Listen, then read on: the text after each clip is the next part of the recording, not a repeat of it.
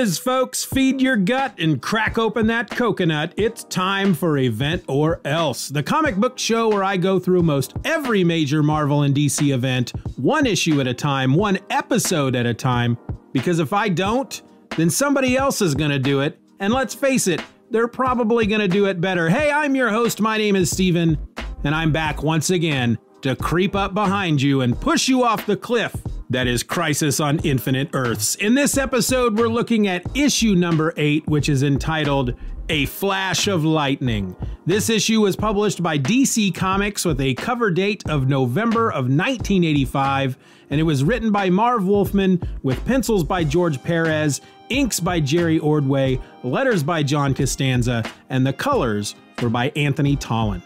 The issue opens somewhere in the antimatter universe where the Anti-Monitor ship races through space. Inside, Psycho Pirate is having his own crisis while the Flash hangs motionless from an energy wall.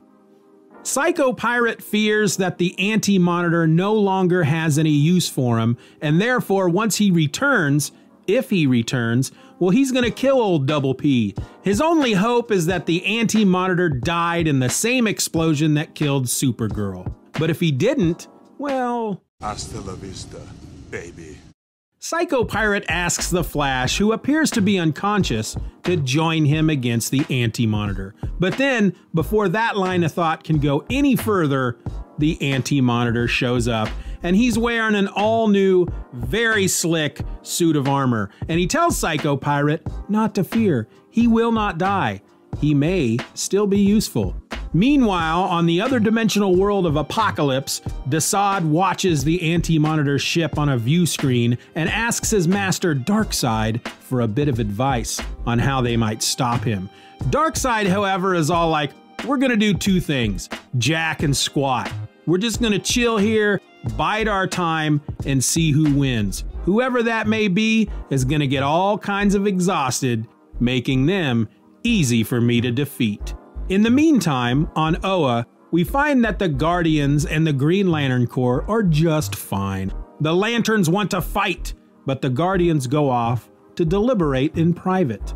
In the 30th century, on Earth 4, the Legion of Superheroes are keeping tabs on the whole multiple Earths merging into one situation, noting that the merging has stopped. However, Brainiac 5, driven by the death of Supergirl, is determined to fix the issue of the overlapping Earths. On Earth 1, in the 20th century, Firestorm is hanging with his lady, Flamebird, when he's contacted by Vixen. She has located T.O. Morrow, the man who had originally designed the Red Tornado's body, and she's taking him to the JLA satellite to help repair Red Tornado, and she wants Firestorm there, you know, just in case. They arrive on the satellite to find Martian Manhunter and Cyborg already there. The Atom is inside Red Tornado's body, given a look-see at what might be wrong, and while watching the monitor feed of the Atom's vision scan, Morrow reveals that the super advanced technology that makes up the insides of Red Tornado is not at all what he'd constructed. In the meantime, John Stewart, the Green Lantern, finds Blue Devil on a beach in Los Angeles getting a little sun, and he asks him for his help with Red Tornado, and soon the two are on the satellite with the others. Morrow severs Red Tornado's head from his body, triggering an explosion that rips through the satellite. Morrow then runs for it, and Blue Devil gives chase. He rounds a corner to find that Morrow has vanished, and in his place is some sort of energy gateway, which Blue Devil is suddenly pulled into, only to find himself teleported aboard the Omega Men ship in the Vegan system. Meanwhile, on Quard, the Anti-Monitor oversees the preparation of a giant antimatter cannon, which, when completed, he will use to wipe out the 5 remaining positive matter universes. The Flash, however, manages to free himself, and in doing so, he snatches up Psycho Pirate, and after beating him up a bit, runs at super speed throughout the complex, bringing Psycho Pirate with him and using the villain's powers to turn the Thunderers of Quard against the Anti-Monitor. With the Anti-Monitor now very much distracted, the Flash makes his way into the antimatter cannon to find the cannon's power source, a giant globe of antimatter, which has already begun to drain his energy. But he's the Flash, and he knows he has to do something. And that something is to run really fast around the globe, using the flow of antimatter to jam that stuff right back into the machine, knowing that in the end, he may not survive. He then begins to phase through different points in time, seeing Wally, the Joker, and Batman until it's all just a bit too much, as the antimatter sucks the life out of him and destroys his body so completely that all that remains is his costume and his ring. His sacrifice was not in vain, however, as in his death throes, the cannon is destroyed, which saves billions of lives across the multiverse.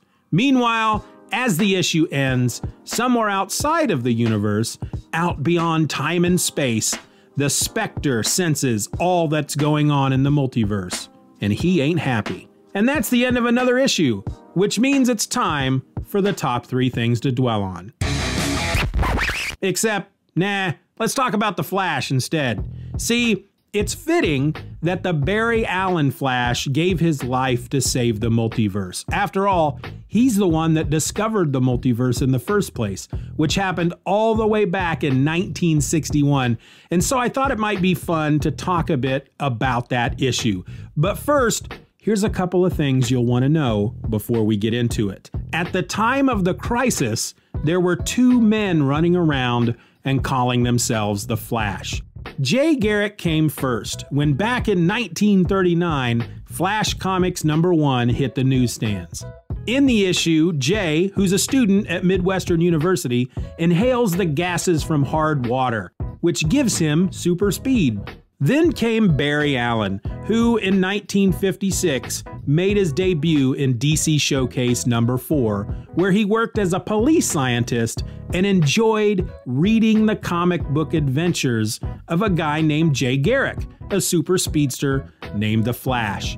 Barry Allen is hanging out in his lab one stormy night when he's doused by a big bunch of chemicals as they are struck by lightning.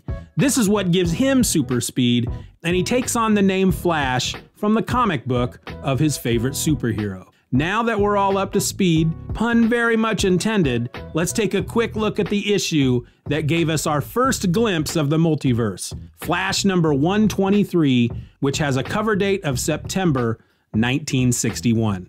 The story is entitled The Flash of Two Worlds, and it was written by Gardner Fox.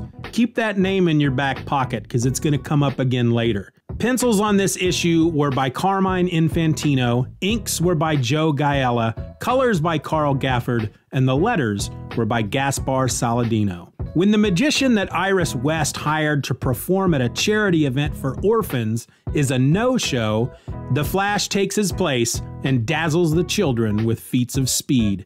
However, in the middle of the act, the Flash vanishes, appearing on the outskirts of an unfamiliar city. He soon discovers that he has somehow managed to transport himself to Keystone City, home of Jay Garrick, the Flash from the comics that Barry loved to read. And so, doing what I think any of us would do, Barry looks Jay up in the phone book, learns where his fictional hero lives, and goes off to pay him a visit. The two seem to get along rather well, considering the circumstances, and Jay confesses that while he may be retired as the Flash, he's been thinking of a comeback due to 3 daring and unusual thefts that had been committed recently. After describing the 3 crimes to Barry, the two decide to join forces and solve the crimes.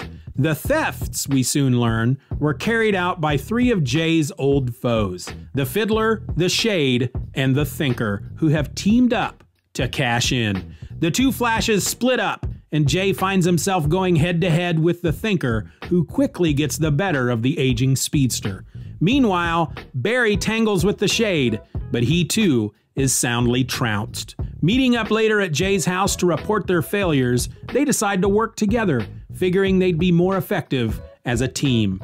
It's not long before the two encounter the Fiddler in his amazing-looking fiddle car, and after recreating the scene from the cover where they save a man from a falling steel girder, they find the Fiddler in the Keystone City Museum doing what he does best, fiddlin'!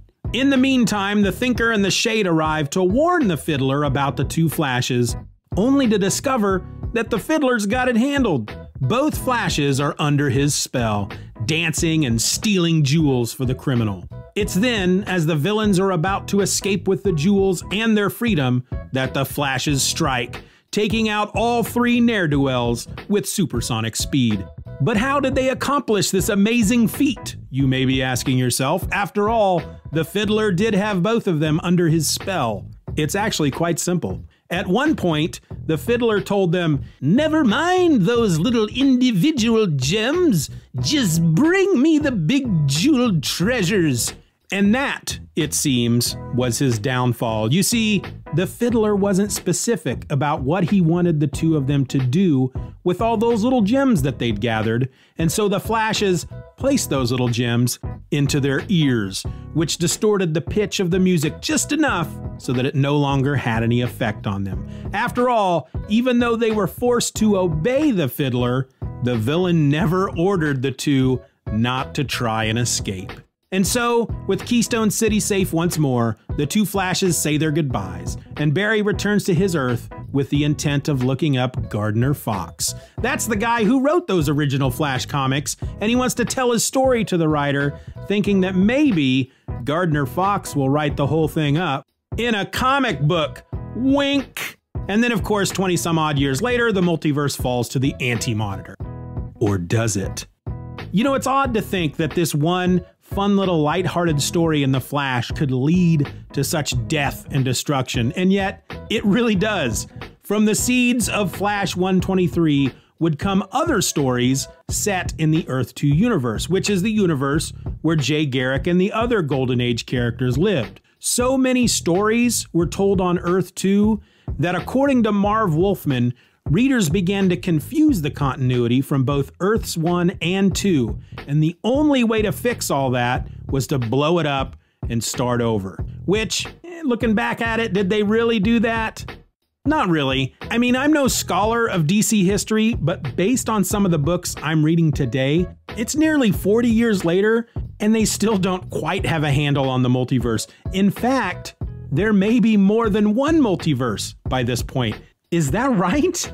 I mean, good Lord, if anything, DC Comics continuity is more confusing today than it was before the crisis. It just seems like the only thing they accomplished was making things more difficult for future writers. But hey, that's not really why I'm here. So how about I just wrap it all up and tell you what I thought of issue number 8 of Crisis on Infinite Earths, which, despite my tiny tirade on DC continuity, I actually quite enjoyed. Crisis number 8 was like a bit of light in the dark. The couple of issues that led up to this one made me feel like all hope was lost. But now, thanks to Barry's sacrifice, there's hope that some of our heroes just might survive this whole thing. Now, I'm not sure why the Anti-Monitor needed a costume change in this issue, but honestly, there's a big part of me that feels like George Perez just didn't want to draw the Anti-Monitor much at that point due to how intricate the old suit was. Not that the new one isn't detailed, there just seemed to be fewer bits and bobs and smaller bits and lines and all that junk on it. Beyond that, Darkseid sitting out the crisis made me smile. It's like he saw what was going on and said, "Nah, I'm good. Wake me up when it's over." I also rather enjoyed the crazed, bug-eyed Thunderer that the Flash turned against the Anti-Monitor. Just his face and the bug eyes. I mean, I can't explain it. I just know what I like. And of course, beyond all of that, we are now left to wonder, what's the Anti-Monitor's next move? And frankly, now that the universes have stopped merging and are just overlapping, how are the heroes going to put them back? And good Lord, what's up with the Spectre? I mean, who's he pissed off at? Let's just hope we get the answers to these questions next time in issue number 9 of Crisis on Infinite Earths, War Zone. Seriously though, why does the Spectre have to be so cranky all the time?